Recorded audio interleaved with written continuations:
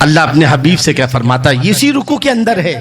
کبھی کوئی سمجھے کہ یہ جو کہا گیا کہ اگر ایک فیصلہ بھی، تو آگے اس بات کی وضاحت آ رہی ہے. آگے اللہ ارشاد فرماتا ہے، چھٹی آیت سماعت فرما لیں، وَأَنِحْكُمْ بَيْنَهُمْ بِمَا أَنزَلَ اللَّهُ وَلَا تَتَّبِعْ أَهْوَاءَهُمْ مَا جَاءَكَ مِنَ الْحَقِّ.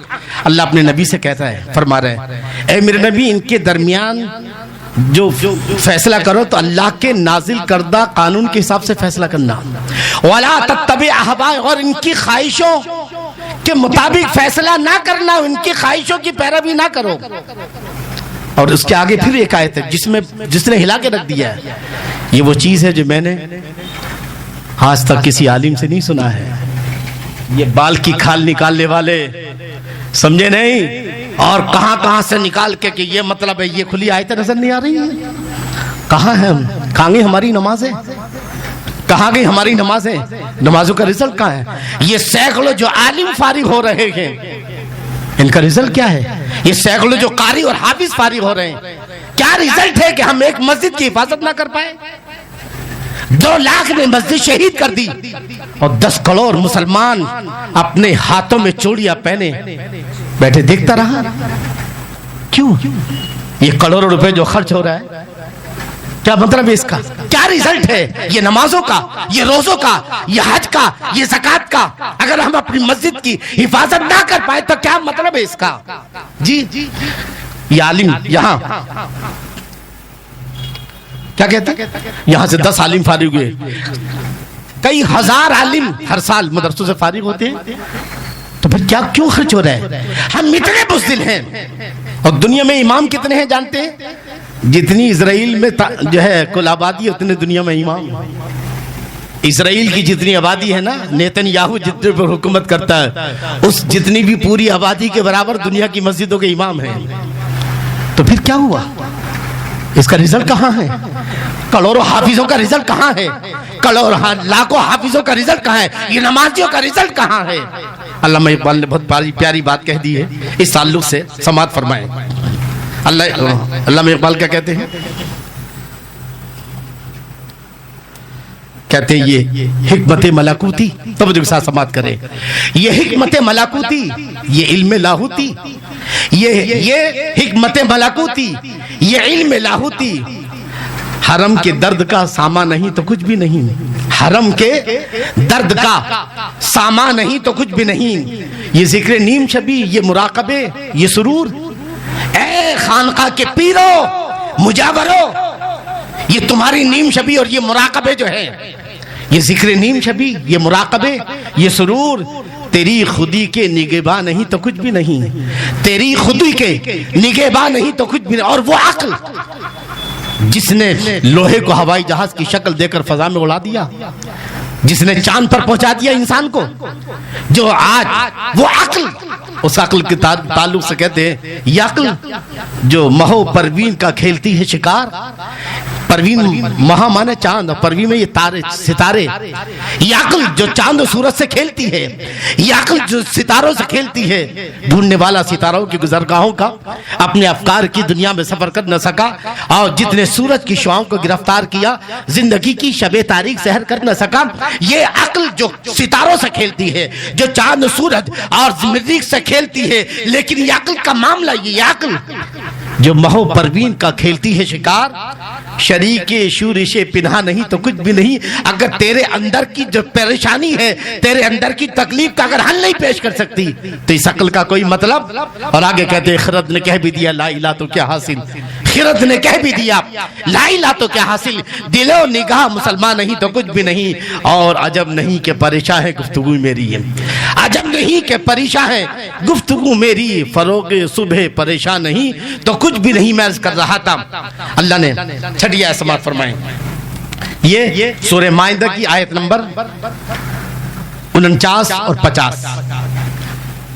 کیا فرماتا اللہ؟ وہی وعلیکم، اے میرے نبی اللہ کے نازل کردہ قانون کے حساب سے فیصلہ کیجئے. توجہ آپ کی، کس کو حکم دے رہا ہے؟ اللہ رب العزت. کون دے رہا ہے؟ اللہ. کس کو؟ میرے نبی کو. اے میرے نبی، میرے محبوب، جی اللہ کے نازل کردہ قانون کے حساب سے فیصلہ کیجئے، اور وَلَا تَتَّبِعْ أَهْوَاءَهُمْ، ان کی خواہشوں کی پیروی مت کرو. اور آگے جو بات کہی اللہ اکبر، جس نے مجھے ہلا کے رکھ دیا. آج ہم کہاں کھڑے ہیں؟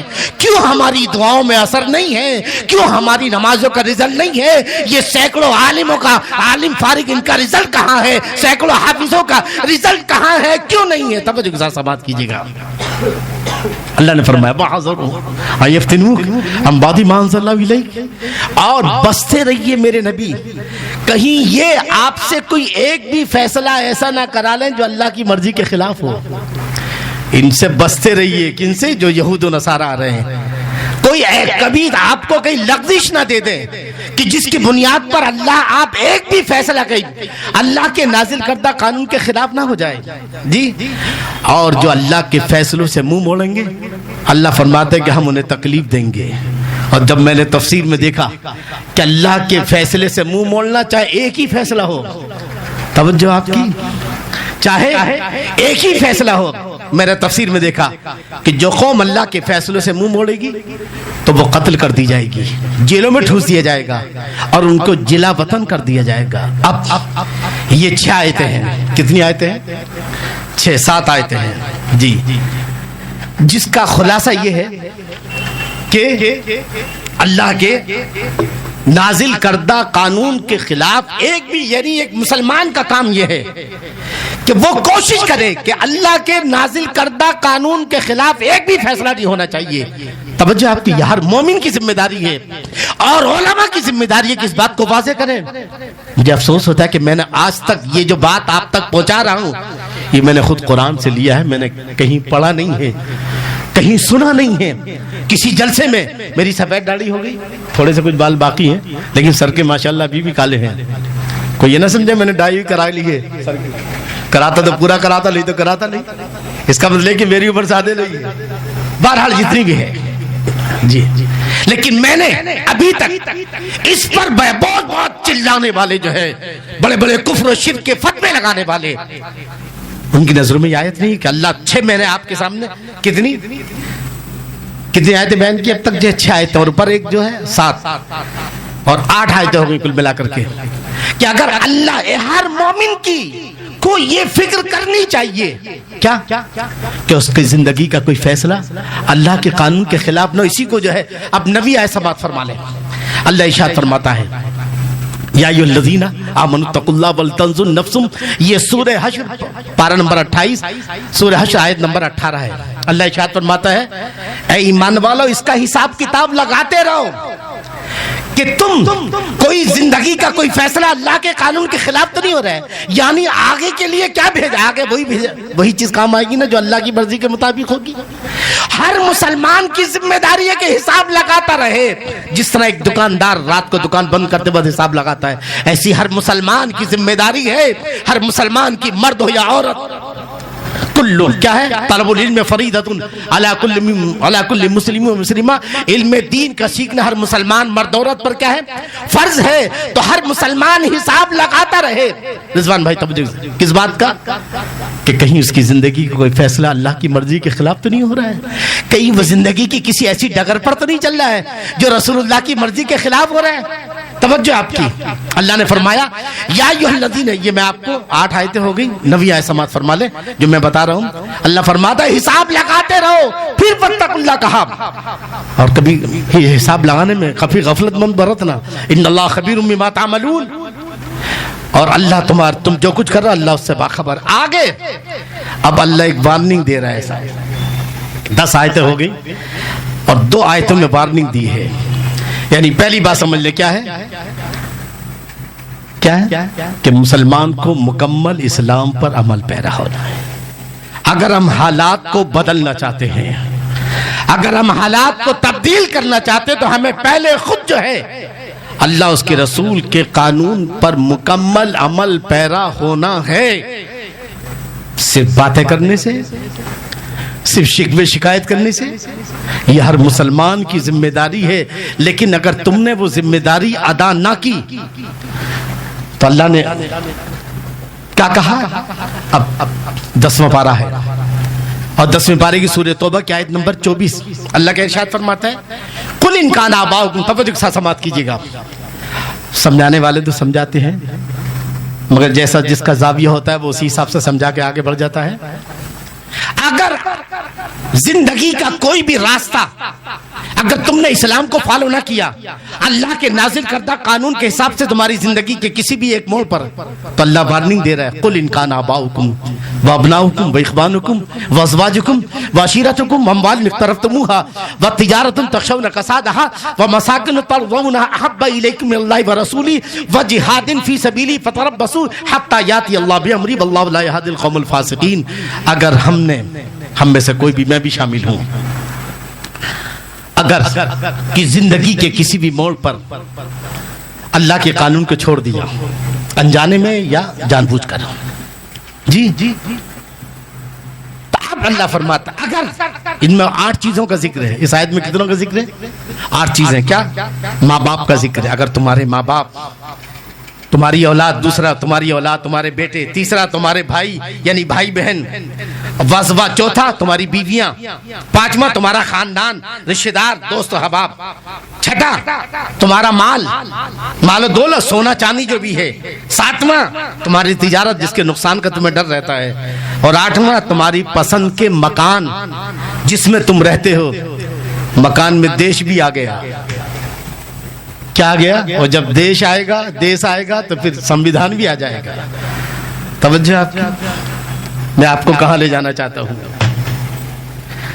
اگر ان میں سے کوئی بھی ایک چیز، توجہ کے ساتھ سماعت کیجئے گا، یہ 8 چیزوں میں سے ماں باپ، اولاد 2 نمبر، تمہارے بھائی یعنی رشتہ دار، تمہاری عورتیں، چوتھا عورتیں بیویاں، پانچواں کنبہ خاندان رشتہ دار، چھٹا تمہارا مال و دولت، ساتواں تجارت، آٹھواں تمہارے پسند کے مکان جس میں تم رہتے ہو۔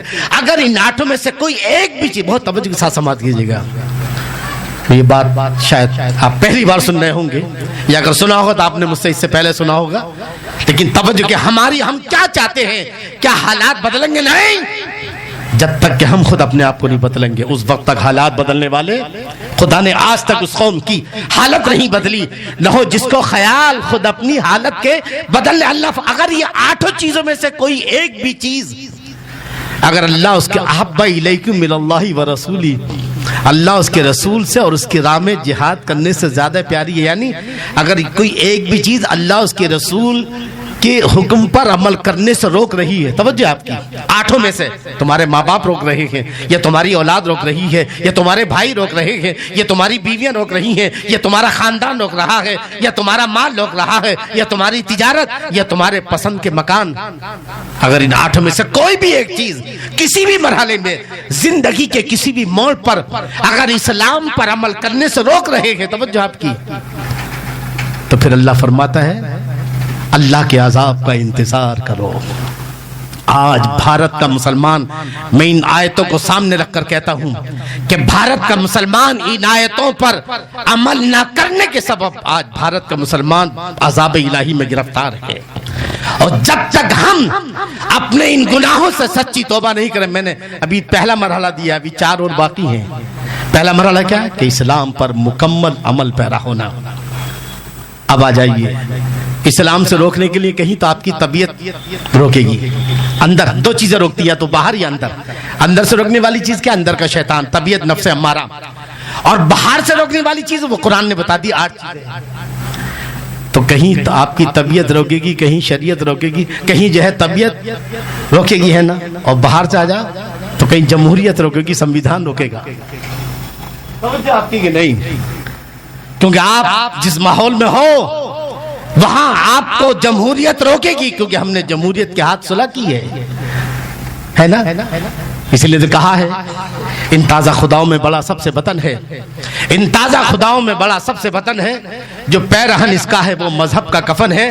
میں اس کر رہا تھا، یہ اللہ نے وارننگ دی ہے، دنیا کے کسی بھی خطے کا کوئی بھی مسلمان اگر وہ اللہ کے، اس کے رسول کے احکام پر عمل کرنے میں اگر یہ 8 چیزوں میں سے کوئی ایک بھی چیز روکتی ہے، اس کے ماں باپ، اس کی بیوی بچے، اس کے جو ہے اولاد، اس کی تجارت، اس کے رشتہ دار، اس کا مال و زر، اس کے ہیرے جواہرات، مراد اس کی جو ہے اس کا مکان، یعنی جس دیش میں جس دیش میں رہتا ہے اگر وہاں کا قانون اللہ کے قانون پر عمل کرنے سے روک رہا ہے، تو اس کا مطلب یہ ہے کہ اب اللہ کے عذاب کا ہمیں انتظار کرنا چاہیے۔ واللہ لا یہدی القوم الفاسقین۔ اور جب مسلمان سن کر ٹال دیتا ہے، مسلمانوں عالموں کی باتوں کو سنا، اس کان ٹال دیا، ہدایتوں کو توجہ نہیں دیتا، تو اللہ فرماتا ہے واللہ لا یہدی القوم الفاسقین۔ پھر ہمارا فسق و فجور، نافرمانی اس مرحلے میں پہنچ جاتی ہے کہ پھر اللہ تعالیٰ اس سے ہدایت کی صلاحیتیں کیا کر لیتا ہے؟ چھین لیتا ہے۔ یہ ایک پہلی بات نہیں کہ اگر ہم اللہ اس کے رسول کی نافرمانی کریں گے کسی بھی مرحلے میں تو اللہ کا عذاب ہمارے لیے کیا ہے۔ اور یہاں میں نے اب تک آپ کو 8 آیتیں بتائیں کہ جو یہ بتا رہی کہ اللہ ہم سے مکمل پیروی چاہتا ہے، مکمل اسلام چاہتا ہے، تھوڑی سی محبت، تھوڑی سی بے وفائی یہ دوسروں کے ساتھ چل سکتی ہے، مگر اسلام کے ساتھ نہیں چلے گی، قرآن کے ساتھ نہیں چلے گی، ایمان کے ساتھ، اللہ کے ساتھ نہیں چلے گی۔ اب آخری بات نہیں، میں نے پچھلے ہفتے بھی کہا اس بات کو، ایک اور وارننگ ہے جو اس سے بھی زیادہ خطرناک ہے۔ کیا کہا؟ یہی آیت کی آگے والی آیت سورہ حشر پارہ نمبر 28 اور سورہ حشر کی آیت نمبر 19۔ یہ بہت، جس دن میں نے اس آیت کو پڑھا تھا قریب اب سے 4-5 سال پہلے، جب بھی قرآن پڑھتا ہوں تو ایسا لگتا ہے کہ میں یار کتنا بڑا جاہل ہوں کہ یار جب بھی دیکھتا ہوں تو کچھ نہ کچھ مجھے ملتا ہے۔ یعنی علم وہ سمندر ہے کہ جب بھی غوطہ مارتے ہیں تو کچھ نہ کچھ موتی مل ہی جاتے ہیں۔ یعنی ابھی ہمیں اتنا بھی علم نہیں ہے، بس ہمیں کچھ علم ہے، جو جتنا نہیں جانتے وہ بہت زیادہ ہے۔ جاننے والی چیزیں صرف چند قطرات ہیں اور نہ جاننے والا ایک سمندر ہے۔ جی توجہ کے ساتھ سماعت کریں۔ اللہ نے کیا فرمایا؟ وَلَا تَكُونُوا كَالَّذِينَ نَسُوا اللَّهَ فَأَنسَاهُمْ أَنفُسَهُمْ اولئک هم الفاسقون۔ توجہ کے ساتھ سماعت کیجئے گا، ایک وارننگ اللہ نے دے دی کہ ہمیں تم سے مکمل وفاداری چاہیے، اگر نہیں کرو گے تو ہمارا عذاب، اور عذاب کیسا آئے گا؟ سب سے پہلے قرآن میں کہا عذاب کی پہلی شکل یہ ہے کہ ہم تمہیں آپس میں لڑا دیں گے۔ تو دیکھو 77 سالوں میں مسجدیں سینکڑوں بن گئی، مدرسے سینکڑوں بن گئے، خانقاہیں سینکڑوں بن گئی، عالم سینکڑوں بن گئے، حافظ قاری، مگر آج تک مسلمان متحد نہ ہو سکے۔ مسلمان تو دور کی بات ہے، مسلمانوں کے رہنما عالم متحد نہ ہو سکے، جی امام متحد نہیں ہو سکے، سیاسی لیڈر متحد نہ ہو سکے۔ یہ عذاب الہی ہے۔ مسلمانوں کا جو عذاب اللہ پر ہے وہ اس وقت اختلاف کی شکل میں ہے کہ کسی بھی محاذ پر مسلمان متحد نہیں ہے۔ یہ کیا ہے؟ یہ عذاب الہی کی ایک شکل ہے، کیونکہ اللہ نے سورہ انعام میں کیا فرمایا؟ قُلْ هُوَ الْقَادِرُ عَلَىٰ أَن يَبْعَثَ عَلَيْكُمْ عَذَابًا مِّن فَوْقِكُمْ أَوْ مِن تَحْتِ أَرْجُلِكُمْ أَوْ يَلْبِسَكُمْ شِيَعًا وَيُذِيقَ بَعْضَكُم بَأْسَ بَعْضٍ۔ یہ سورہ انعام کی آیت ہے۔ اللہ ارشاد فرماتا ہے وہ اس بات پر قادر ہے کہ تم میں عذاب بھیجے اوپر سے، اس بات پر قادر ہے کہ عذاب بھیجے نیچے سے، یا تیسری صورت یہ کہ تم میں آپس میں ایک گروہ کو دوسرے گروہ سے لڑا دے۔ تو آج بھارت کا مسلمان جس عذاب الہی میں گرفتار ہے وہ ہے علماء کا اختلاف، مشترک ملی مسائل میں مشترک، میرے الفاظ پر غور کیجئے گا، میں یہ نہیں کہہ رہا ہوں کہ سارے مسلک ایک ہیں، بلکہ میں مشترک ملی مسائل میں بھی جو علماء متفق، ہاں حج میں جا کے متحد ہو جاتے ہیں، مگر یہاں ایک اسٹیج پر نہیں بیٹھ سکتے۔ امام متحد نہیں، علماء متحد نہیں ہے، لیڈر متحد۔ یہ عذاب الہی ہے کہ 77 سال ہو گئے اور آج بابری مسجد کی 33ویں برسی پر بھی جو ہے ہم صرف ڈائیلاگ پھینک رہے ہیں، مگر ابھی تک ہم نے مسلمانوں کے سامنے کوئی بھی لائے عمل تیار نہیں کیا ہے۔ آخری بات جو بات میں کہنا جا رہا تھا، ایک وارننگ تو اللہ نے یہ دی کہ عذاب آئے گا۔ عذاب کی پہلی شکل کیا ہے؟ اختلاف، اور پھر اس کے بعد دیکھو کتنا اختلاف ہی کا ثمرہ ہے، مسجد شہید ہونا، یہ وقف بل ہے، یہ بل ہے، فلاں فلاں، لب جہاد ہے، فلاں فلاں، کتنے کتنے جہاد نکال ڈالے، اپنے کو تو معلوم ہی نہیں تھا۔ یہ ہندوستان والوں کو اتنا شریعت میں بھی نہیں جتنا انہوں نے جو ہے ہندوتا والوں لینڈ جہاد اور کون سا ووٹ جہاد، پتہ نہیں کیا کیا جو ہے نا۔ کسی نے کہا ہے کہ فسادی ہندو کا کلمہ ہے جہادی مسلمان۔ بہرحال آگے بڑھیے جائیں۔ وَلَا تَكُونُوا كَالَّذِينَ نَسُوا اللَّهَ، دوسری وارننگ اللہ کی بہت خطرناک ہے یقین مانیے گا آپ سمجھیں گے تو اللہ ارشاد فرماتا ہے اے ایمان والو تم ان لوگوں میں سے نہ ہو جانا جنہوں نے اللہ کو بھلا دیا. توجہ آپ کی, کسی بھی مرحلے میں, کسی بھی مرحلے میں توجہ آپ کی. صرف نماز پڑھ لینے سے کام نہیں چلے گا, صرف روزہ رکھ لینے سے کام نہیں چلے گا, بلکہ اللہ آپ سے جب جیسے میرے نبی صلی اللہ تعالی علیہ وسلم 13 سال ضرور صبر کیا مکے میں, مگر مدینے میں آئے تو پھر آپ نے دشمنوں کو سامنا کر کے ان کو لیا ہے نا, ایک ایک دشمن کو آپ نے چن چن کر جو ہے انجام تک پہنچایا. یہ کون سا مذہب لے کر آئے ہو تم کہ یہ تم دشمنوں کی طرف دیکھتے نہیں, بس اللہ اللہ میں لگے ہوئے. جی توجہ کے ساتھ سماعت کر رہے ہیں. اللہ ارشاد فرماتے ہیں آخری بات وَلَا تَكُونُوا كَالَّذِينَ نَسُوا اللَّهَ فَأَنسَاهُمْ أَنفُسَهُمْ أُولَٰئِكَ هُمُ الْفَاسِقُونَ. رضوان بھائی توجہ کے ساتھ سماعت کیجئے گا, کیونکہ مولوی بتا کے نہیں دیتے, یہ بات حقیقت بتا رہا ہوں میں. صرف نماز کی بات ہوں گی, درود شریف کی اتنی فضیلت ہے, سبحان اللہ کی فضیلت ہے, مگر آج مسلمان تباہی بربادی کے کس دہانے پر کھڑا ہے, نہ اس کے پاس نہ وہ دین اس کے پاس مکمل ہے, نہ دنیا اس کے پاس ہے. الہی مولوی بھی کا حال, لیڈروں کا تو حال یہ. علامہ اقبال نے بہت پہلے کہہ دیا تھا خدا بندہ ہی تیرے سادہ دل بندے کی درجہ ہے کہ درویشی بھی عیاری اور سلطانی بھی عیاری ہے. اللہ یہ علماء یہ بھی عیار و مکار ہو چکے ہیں, ارے لیڈر تو مکار ہی ہے, تو یہ بھولا بھالا مسلمان کہاں جائے گا, کس سے رہنمائی حاصل کرے گا, کہاں جائے گا علماء سے تو رہنمائی. اور جب علماء بھی جو ہے جمہوریت و سمویدھان سے صلح کر بیٹھے اور جمہوریت کی اینک لگا کر کے وہ قرآن کو سمجھے اور سمجھائیں, تو پھر حال کیا ہوگا. توجہ آپ کی. ہاں تو بات اللہ نے کیا فرمایا, اللہ کو اللہ فرماتا ہے, بہت خطرناک وارننگ ہے یہ. اللہ فرماتا ہے ایمان والو تم ان لوگوں میں سے نہ ہو جانا جنہوں نے اللہ کو بھلا دیا. تو اب بھلانے کا مطلب سمجھ گئے نا, بھلانے کا مطلب ہے کہ اللہ کے قانون کو چھوڑ کر کسی اور قانون پر عمل کر رہے ہیں. فَأَنسَاهُمْ أَنفُسَهُمْ, تو اللہ کہتا ہے کہ پھر اللہ نے ان کے نفسوں کو بھلوا دیا. یعنی پھر تمہیں یہ یاد نہیں رہے گا کہ تم کون ہو, کس کی اولاد ہو. تم کامیابی کو ناکامی اور ناکامی کو کامیابی سمجھو گے, عزت کو ذلت اور ذلت کو عزت سمجھو گے, رہبر کو رہزن سمجھو گے, رہزن کو رہبر سمجھو گے. یعنی کچھ سمجھ میں نہیں آیا, تمہاری صلاحیتیں اندر تمہیں جو ہے کب کیا کرنا چاہیے یہ صلاحیت چھین لی جائے گی. جس طرح کوئی انسان اچھا خاصا انسان پاگل بن جاتا ہے تو پھر اسے یہ نہیں پتا کہ میری ماں کون ہے, میرا باپ کون ہے, میری بیٹی کون ہے, میری بیوی کون ہے. جس طرح پاگل انسان جو ہے اس کی صلاحیتیں چھین لی جاتی ہے. اللہ فرماتا ہے اگر تم مجھے بھلا دو گے فَأَنسَاهُمْ أَنفُسَهُمْ, تو میں تمہیں بھلوا دوں گا. تم عزت و ذلت کا معیار بھول جاؤ گے, تم شرافت اور برائی کا معیار بھول جاؤ گے, کون دوست ہے کون دشمن ہے تم تمیز نہ کر پاؤ گے, کیا حق ہے کیا باطل ہے یہ تمیز نہ کر پاؤ گے, کیا کفر ہے کیا شرک ہے تم یہ تمیز نہ کر پاؤ گے.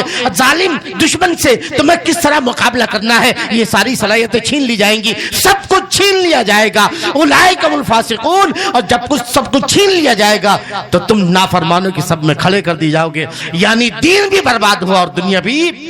اللہ فرماتا ہے اگر دین سے ہٹو گے تو صرف خلاصہ یہ ہے کہ اگر دین سے ہٹے اور اللہ کے دین کو کسی بھی مرحلے میں ہم نے چھوڑ دیا تو ہم یہاں بھی برباد ہوں گے. اور لَهُمْ فِي الدُّنْيَا خِزْيٌ وَلَهُمْ فِي الْآخِرَةِ عَذَابٌ عَظِيمٌ.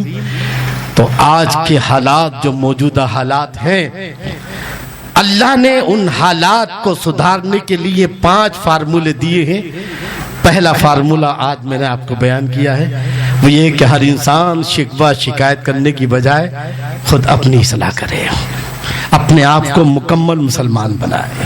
وہ یہ دیکھے کہ میں کہاں کہاں اللہ اس کے رسول کے قانون کو مس کر رہا ہوں, کہاں کہاں مجھ سے قانون چھٹ رہا ہے, کس مرحلے میں. سمجھو آپ کی یہی قرآن کی تعلیمات ہے, یہی اسلام کی تعلیمات ہے. آج بھی ہو جو ہمسا ایماں پیدا, آگ کر سکتی انداز گلستہ پیدا, جب تک کہ براہیم کی فطرت نہ ہو پیدا. قربان بھی آزر ہے عبادت بھی نمرود, اس لیے میں جب جب کوئی شکوہ شکایت کرتا مجھ سے آ کر کے مسجد میں تو پتہ نہیں کہ میرا بھیجا گرم ہو جاتا ہے.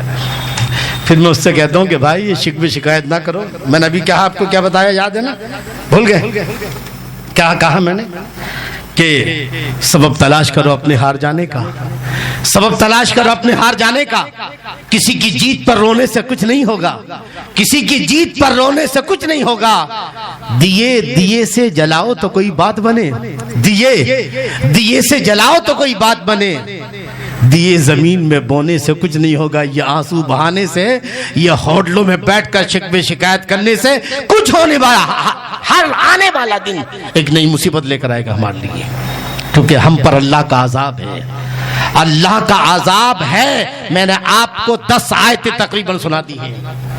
اگر کسی بھی عالم کو کشمیر سے لے کے کنیا کماری تک یا پوری دنیا میں جو ہے، میں اس عالم کو چیلنج کرتا ہوں کہ اگر میری بات میں ذرا سا یہ فرق ہو تو میرے سامنے بیٹھے۔ بس میرا آپ کو یہ پیغام ہے کہ اگر آپ حالات کو سدھارنا چاہتے ہیں تو پہلے ہمیں خود سدھرنا ہوگا، اپنے آپ کو مکمل مسلمان ہونا ہوگا، اللہ اس کے رسول کی مکمل اطاعت و فرمانبرداری، وہ اطاعت و فرمانبرداری جو صحابہ نے کی تھی۔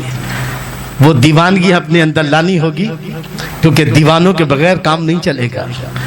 جی عقل والوں کے نصیبوں میں کہا ذوق جنوں، عشق والے جو ہر چیز لٹا دیتے ہیں اور بے خطر کود پڑا آتش نمرود میں عشق، عقل تھی محو تماشائے لب بام ابھی، ہمیں اسلام سے لگاؤ دیوانگی کی حد تک ہے۔